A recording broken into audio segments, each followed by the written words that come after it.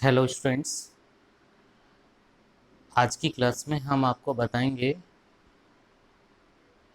एकक कोष्ठिका से संबंधित बातें।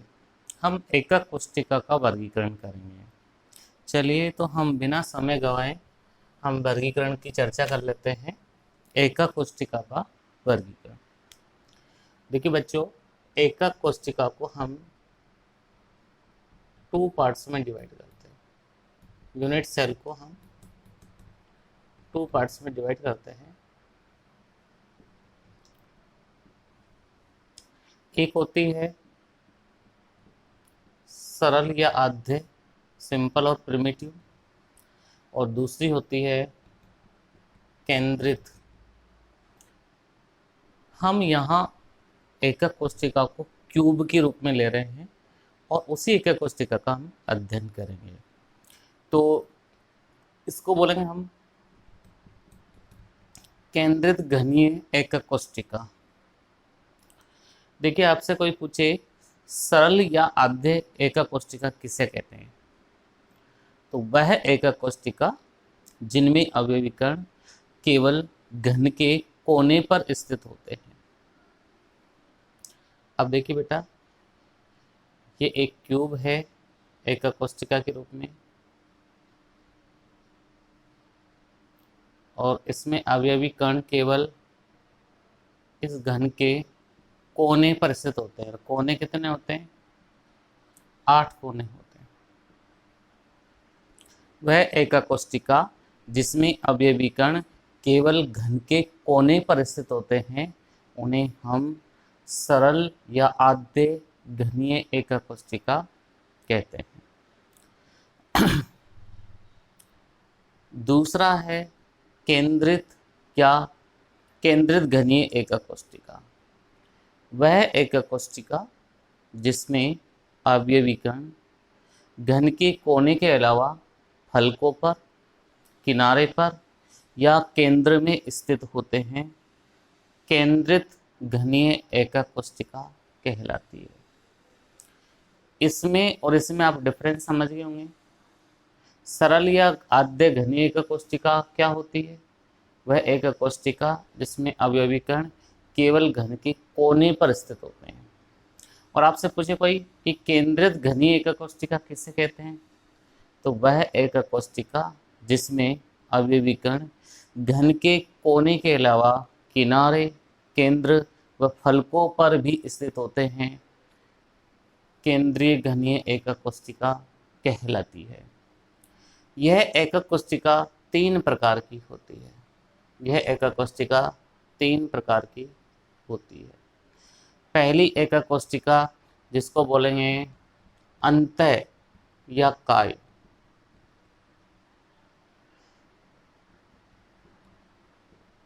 केंद्रित घनीय एकक कोष्ठिका। एकक कोष्ठिका। देखिए, थोड़ा इंग्लिश में भी आपको बता देता हूँ। इनको शॉर्ट में भी, इनको संक्षिप्त में भी नाम लिखा जाता है, और वो नाम बड़े फेमस होते हैं। फॉर फ्यूचर में उन नामों को आपको याद करना है। इसको बोलते हैं simple cubic unit cell, SCC के नाम से जानेंगे इसको। अंतः या काय को बॉडी बोलते हैं, तो इसको शॉर्ट में बीसीसी के नाम से जाना जाएगा, body centred cubic unit cell. इसमें क्या होता है बेटा, अवयवी कण कोने के अलावा घन के केंद्र में स्थित होता है। अवयवी कण इन कोनों के अलावा इन घन के केंद्र में स्थित होते हैं, तो ये कहलाती है बीसीसी, जिसको अंतः या काय केंद्रित घनीय एकक कोष्ठिका का नाम देते हैं। दूसरी होती है फलक केंद्रित घनीय एकक कोष्ठिका।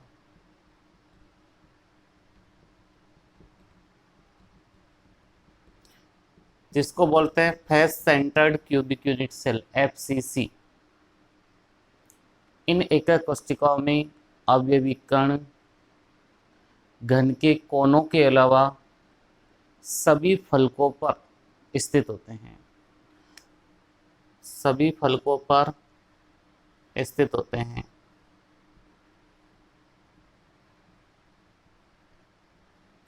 देखिए कोने,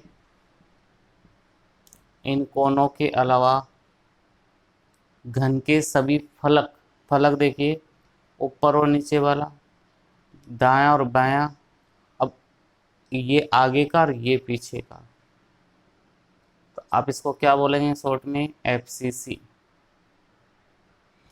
एक एक कोशिका और होती है अंत्य, अंत्य केंद्रित घनीय एकक कोशिका।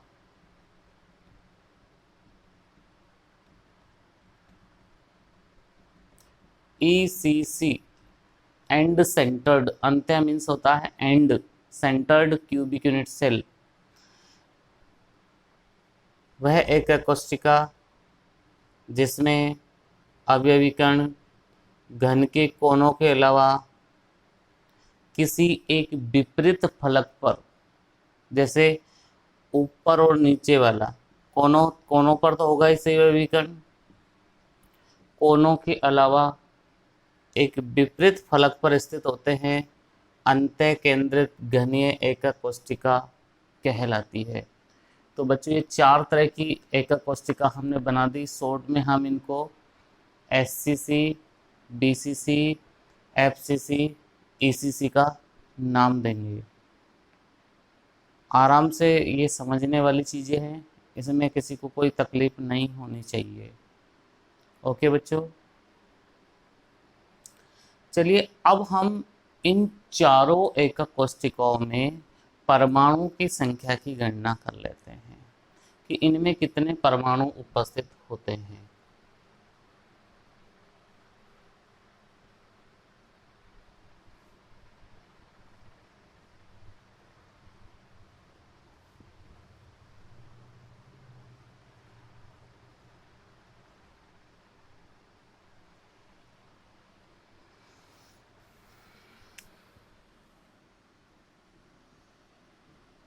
एकक कोशिकाओं में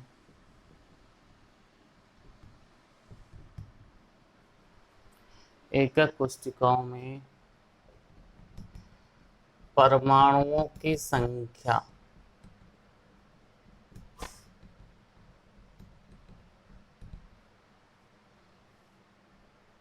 की गणना,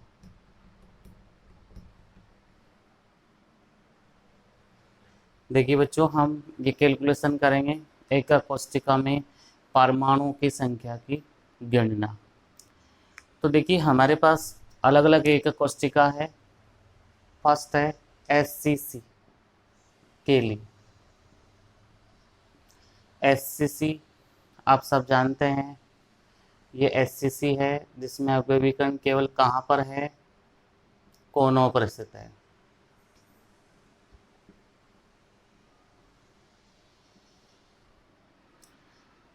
अब सुनिए, अगर कोनों पर अवयवी कण स्थित है तो एक कोने के अवयवी कण को ढकने के लिए कितनी और अन्य एकक कोशिकाओं की आवश्यकता होगी। सपोज करिए ये बुक है, ठीक है।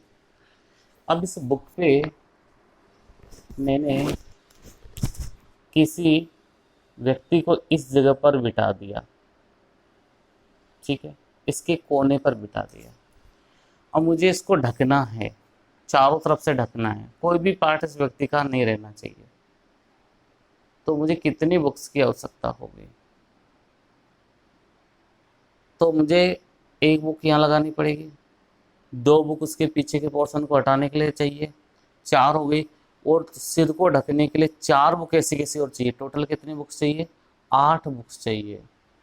तो बताइए इस अवयवी कण को ढकने के लिए एक एकक कोशिका का योगदान कितना हुआ, 1/8। तो देखिए SCC के लिए परमाणुओं की संख्या ज्ञात करने का क्या सूत्र होगा, परमाणु की संख्या, जिसको आप Z से बताएंगे। ये कणों की संख्या भी हो सकती है, क्योंकि परमाणु, अणु, आयन ये सब क्या होते हैं? कण होते हैं। तो परमाणु की संख्या Z बराबर कुल कोनों की संख्या, क्योंकि जहां अवयवी कण स्थित है उसी के बारे में हम देखेंगे। कुल कोनों की संख्या इंटू अवयवी कण को ढकने में, अवयवी कण को ढकने में एकक कोशिका का योगदान, एकक कोशिका का योगदान। इस फॉर्मूले का उपयोग करते हुए हम परमाणु की संख्या की गणना करेंगे। तो देखिए इसका Z कितना हो जाएगा? कुल कोनों की संख्या 8 है। अवयवी कण को ढकने के लिए मैंने आपको योगदान बताया 1/8। तो रिजल्ट कितना आ गया? 1। यानी कि SCC के लिए परमाणु की संख्या कितनी हो जाएगी? 1 हो जाएगी। इस पैटर्न का उपयोग करते हुए न्यूमेरिकल भी हमको इस हिसाब से सोल्व करने रहेंगे। जब न्यूमेरिकल आएंगे तब मैं आपको जरूर बताऊंगा। सेकंड, ये गणना हमको BCC के लिए भी करनी है। BCC के लिए, अब BCC में क्या होता है? अवयवी कण कोने पर तो होते ही हैं, इसके अलावा एक केंद्र में भी स्थित होता है। अवयवी कण ये कोने पर तो है सी, और अवयवी कण एक केंद्र में भी है। तो इसके लिए Z की गणना बच्चों कैसे की जाएगी? Z बराबर, ये वाली कैलकुलेशन तो ऊपर के जैसे हो जाएगी, यानी कि 8 × 1/8 तो फिक्स है, लेकिन साथ में एक कण कहाँ है? केंद्र में। तो कुल कोनों की संख्या की जगह पर क्या वर्ड यूज हो जाएगा? कुल केंद्र की संख्या कितनी है? 1 × अवयवी कण को ढकने में एकक कोशिका का योगदान। अब बताइए इस कण को, अवयवी कण को मुझे ढकना है, तो ये तो पहले से ही ढका हुआ है, अंदर है, तो योगदान क्या मानेंगे? 1 मानेंगे, क्योंकि एक एकक कोशिका ने ही पूरे को तो ढक रखा है। तो यहाँ क्या कर देंगे? 1 कर देंगे। तो रिजल्ट देखिए क्या आ गया? 1 + 1 = 2। तो BCC के लिए परमाणु की संख्या कितनी आ जाएगी बच्चों? 2 आ जाएगी। ये याद रखना आपको, बहुत इंपॉर्टेंट है। न्यूमेरिकल में ये Z की वैल्यू आगे जाके काम आएगी। थर्ड है बच्चों FCC के लिए।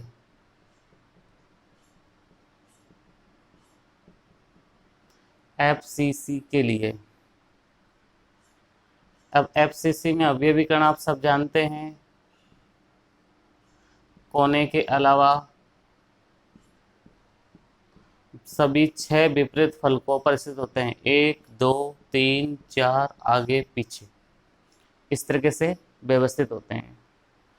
तो बच्चों Z का मान कोनों वालों का तो 8 × 1/8 प्लस, अब कुल कोनों की संख्या के जगह पर क्या आ जाएगा? कुल फलकों की संख्या कितनी है? 6 × अब बताइए एक अवयवी कण यहाँ बीच में बैठा हुआ है, अब मुझे ढकना है, इसको ढकना है, पूरी तरह से कवर करना है।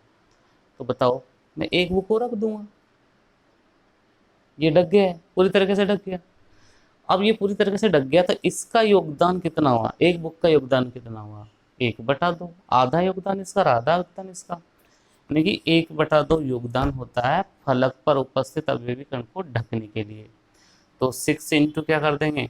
1/2 कर देंगे। तो रिजल्ट क्या आ गया? 1 + 3 = 4। तो SCC, BCC और FCC के परमाणुओं की संख्या की गणना हमने कर दी। एक हम ECC के लिए भी ले लेते हैं, हालांकि ये इतना यूजफुल नहीं है, फिर भी हम नॉलेज के लिए ध्यान रख लेते हैं। ECC के लिए, अंत्य केंद्रित के लिए, आपको इसका डायग्राम पता है। अवयवी कण कोने के अलावा हाँ एक विपरीत फलक पर स्थित होता है, एक विपरीत फलक पर स्थित होता है। जैसे ये विपरीत फलक आप ले लीजिए, ऊपर और नीचे वाला, मेरी मर्जी से नहीं लेना है आपको, अपनी मर्जी से कोई सा भी एक विपरीत फलक ले लेना है। तो अवयवी कण Z की गणना हमको करनी है, तो कोनों पर स्थित अवयवी कण के लिए तो 8 × 1/8 आ गया प्लस। अब विपरीत फलक हमने केवल एक लिया है, तो कणों की संख्या टोटल कितनी है? 2 है। भाई फलक ऊपर और नीचे वाला ने लिया तो संख्या में 2 हो गया। और फलक पर स्थित अवयवी कण को ढकने का योगदान कितना होता है? 1/2। तो 2 × 1/2, तो जेड बराबर क्या हो गया? 1 + 2, 1 + 1 बराबर 2। तो ये जो आपके सामने बोर्ड पे गणनाएं दिखी हुई है, ये जेड के लिए गणना की गई है। अब बच्चों न्यूमेरिकल में जो काम आने वाली चीज है वो बता देता हूं मैं आपको। न्यूमेरिकल में एससीसी, बीसीसी और एफसीसी ये तीनों के ही क्वेश्चन पूछे जाते हैं। और इनके लिए जेड होता है 1 2 का 4, for 2 का 1, my name is this this this. इस तरीके से आप इसको याद कर सकते हैं। एससीसी, बीसीसी, एफसीसी, 1 2 का 4, my name is SCC, BCC, FCC. Okay, 1 2 4, 1 2 का 4। इस तरीके से आप जेड की वैल्यू बच्चों याद रखिएगा।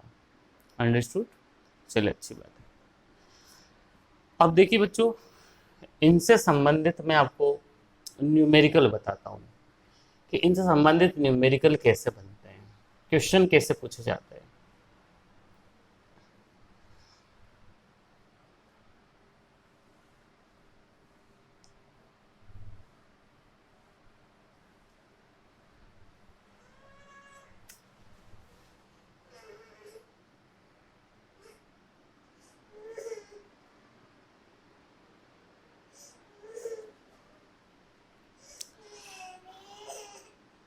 देखिए बच्चों, अब मैं आपको न्यूमेरिकल बता रहा हूं।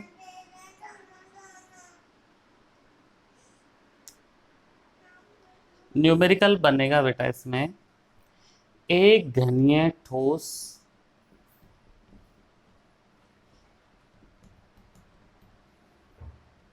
P तथा Q तत्वों से मिलकर बना हुआ है।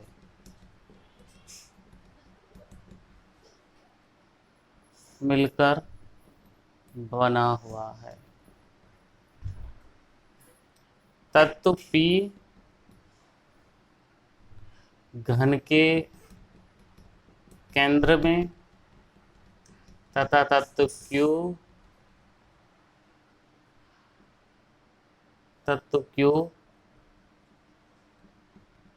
घन के कोनों पर स्थित है।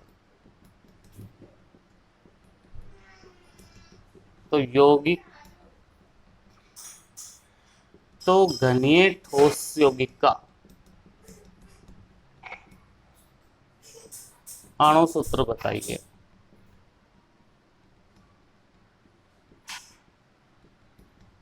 ये इस लेसन में टाइप फर्स्ट कैटेगरी का क्वेश्चन है। ये टाइप फर्स्ट कैटेगरी का न्यूमेरिकल बनता है। इन्होंने कहा कि डायग्राम से भी समझा देता हूं। तत्व P तो घन के केंद्र में है और बाकी Q घन के कोनों पर स्थित है। एक तरीके से बीसीसी संरचना की ये चर्चा कर रहा है। तो देखिए आप, इन्होंने कहा तत्व है P और Q है, P और Q है, और P कहाँ पर है? घन के केंद्र में। अब जब कोई घन के केंद्र में होता है तो उनके लिए परमाणुओं की संख्या निकालने का क्या सूत्र होता है? 1 × 1। ये फॉर्मूला होता है परमाणु की संख्या ज्ञात करने का। और Q कहाँ पर है? घन के कोनों पर, और कोने होते हैं 8, और उनको ढकने का योगदान होता है 1/8। यानी कि 1 × 1 करोगे तो 1 आएगा, 8 × 1/8 करोगे तब भी 1 आएगा। यानी कि यहाँ तत्व P और Q जो परमाणु है वो 1:1 में है। तो यौगिक का अणु सूत्र क्या हो जाएगा? यौगिक का अणु सूत्र हो जाएगा बराबर P1Q1, मतलब PQ। क्या हो जाएगा बच्चों? PQ हो जाएगा। इस तरीके से यहाँ पर न्यूमेरिकल बनते हैं। आगे आपको बात समझ में, यही न्यूमेरिकल होता, थोड़ा मैं इसको और बढ़ाता, थोड़ा और समझाने का मैं प्रयास करता। देखिए न्यूमेरिकल में हम कर दूसरा न्यूमेरिकल लेते हैं टाइप फर्स्ट का ही। एक घनीय ठोस P तथा Q की जगह पर आपने लिख दिया A तथा B तत्वों से मिलकर बना हुआ है। तत्व P घन के केंद्र में तथा तत्व B घन के फलकों पर स्थित है। घन के फलकों पर स्थित है। ये घन के केंद्र की जगह पर घन के कोनों में करेंगे। और तत्व B घन के फलकों पर स्थित है, तो घनीय ठोस यौगिक का अणु सूत्र ज्ञात कीजिए।